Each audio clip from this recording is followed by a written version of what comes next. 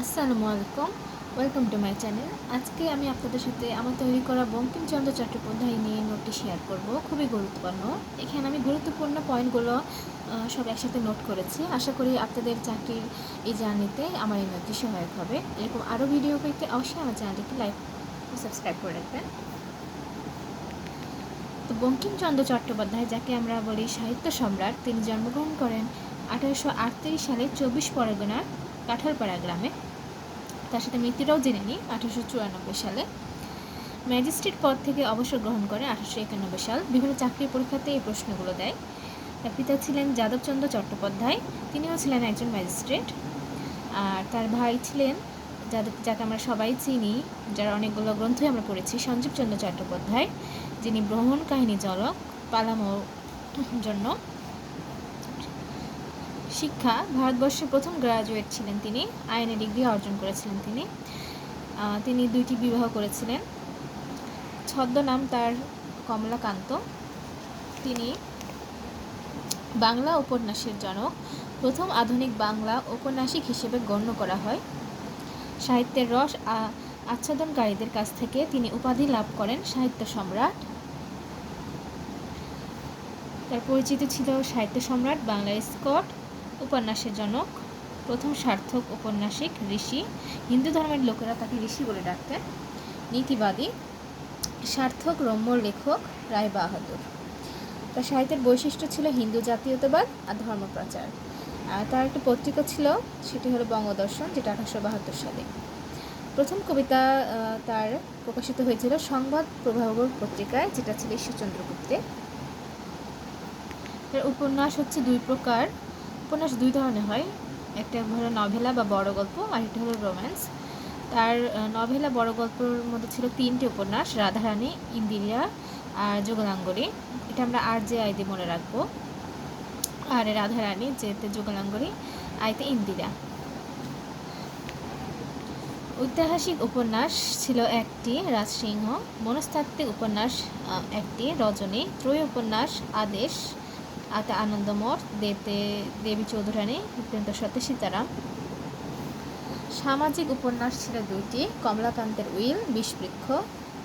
খণ্ড উপন্যাস বা বড় গল্প 3টি, আর যেটা মনে রাখছি, রাধারানী, ইন্দিরা, যুগলাঙ্গরী। রোম্যান্স ও ইতিহাসমূলক গ্রন্থ ছিল, উপন্যাস ছিল 4টি, দুর্গেশ নন্দিনী, কপালকুণ্ডলা, চন্দ্রশেখর আর মৃণালিনী। দেশাত্মবোধ বা ফকির সন্ন্যাসী বিদ্রোহী নিয়ে যেই 3টি উপন্যাস ছিল, সেটিকে আমরা আদেশতে মনে রাখছিলাম। আতে আনন্দমঠ, দেতে দেবী চৌধুরানী, দেন্ত সাথে সীতারাম। এগুলোকে ত্রয়ী উপন্যাসও বলে। তার লেখা উপন্যাসগুলোর বিখ্যাত ইয়াগুলো জেনে নেব, বিখ্যাত চরিত্রগুলো, যেগুলো বিভিন্ন পরীক্ষাতে দেয়। দুর্গেশ নন্দিনী উপন্যাসের চরিত্রগুলো ছিল সম্রাট আকবর, মানসিংহ, জগৎ সিং, বীরেন্দ্র সিংহ, বিমলা, তিলোত্তমা, কতুল খাঁ, আয়েশা, ওসমান। এই উপন্যাসটা ছিল বাংলা সাহিত্যের প্রথম সার্থক উপন্যাস। আর বিষয়বস্তু ছিল উড়িষ্যার অধিকার নিয়ে মোগল ও পাঠানদের সংগ্রাম। কোনো সমালোচক এই উপন্যাসে ওয়াল্টার স্কটের আইভানহো উপন্যাসের ছায়া লক্ষ্য করেছেন। কপালকুণ্ডলা উপন্যাসের চরিত্রগুলো দেখে নেব। কপালকুণ্ডলা, কাপালিক, নবকুমার, মতিবিবি, সম্রাট জাহাঙ্গীর, আর হচ্ছে পদ্মাবতী, যার আরেকটা নাম ছিল লুৎফুন্নেসা, এবং তিনি ছিলেন মতিবিবি।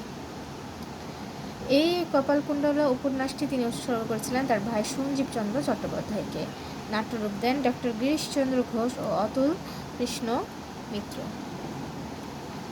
বিষবৃক্ষ উপন্যাসের চরিত্রগুলো ছিল নগেন্দ্র, সূর্যমুখী, কুন্দনন্দিনী, কমলমণি, তারাচরণ, জমিদার হরিদাসী। কৃষ্ণকান্তের উইল, এই উপন্যাসের চরিত্রগুলো ছিলেন হরলাল, গোবিন্দলাল, ভ্রমর, রোহিণী, নিশাকর।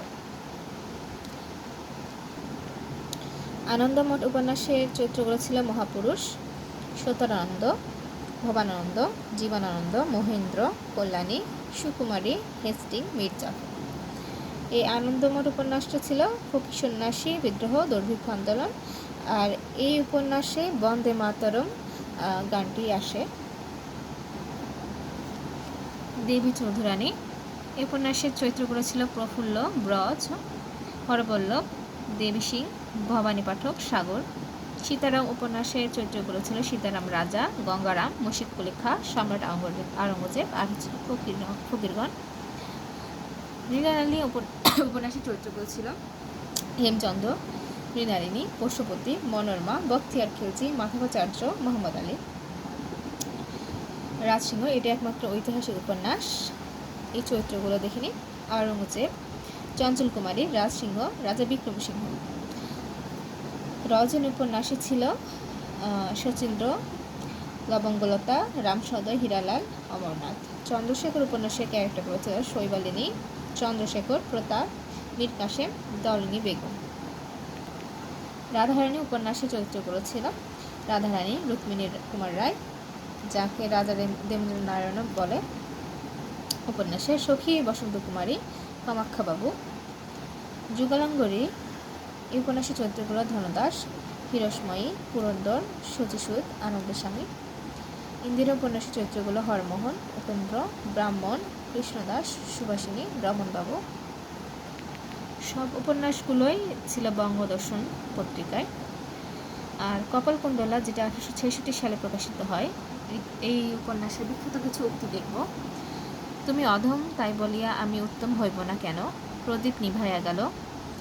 অপার সমুদ্রে চলাচল অনেকটা ঈশ্বর সাপেক্ষ, ফলে তা পণ্ডিতের পক্ষেও জানা সম্ভব নয়। নাবিক তো নিতান্তই মূর্খ, আমি অবিশ্বাস্য নহে। আর আরেকটা খুব খুবই ফেমাস উক্তি আছে, ওটা সবারই মনে থাকে, তাই আমি লিখিনি। পথিক তুমি কি পথ হারিয়েছ, খুবই জনপ্রিয় একটা লাইন। রজনী উপন্যাস এটি Edward Bulwer Lytton the last days of Pompeii অবলম্বনে রচিত।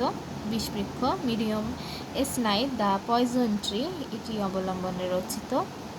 আর তার প্রথম লেখা উপন্যাস ছিল রাজমোহনস ওয়াইফ, যেটি ইংরেজিতে রচিত, একমাত্র তার ইংরেজিতে লেখা উপন্যাস। এটি 1864 সালে প্রকাশিত হয়েছিল ইন্ডিয়ান ফিল্ড পত্রিকায়। দুর্গেশ নন্দিনী, যেটা বাংলা সাহিত্যের প্রথম সার্থক উপন্যাস, এটি প্রকাশিত হয়েছিল 1865 সালে ওয়াটস্কটের আইভানহো অবলম্বনে রচিত। আর দুর্গেশ মানে দুর্গ প্রধানের কন্যা, দুর্গ যোগ ইস মানে দুর্গ ইস মানে প্রধান, দুর্গ প্রধানের কন্যা। তো এই ছিল আমার তৈরি করা নোট, যেটা আমি আপনাদের সাথে শেয়ার করেছি।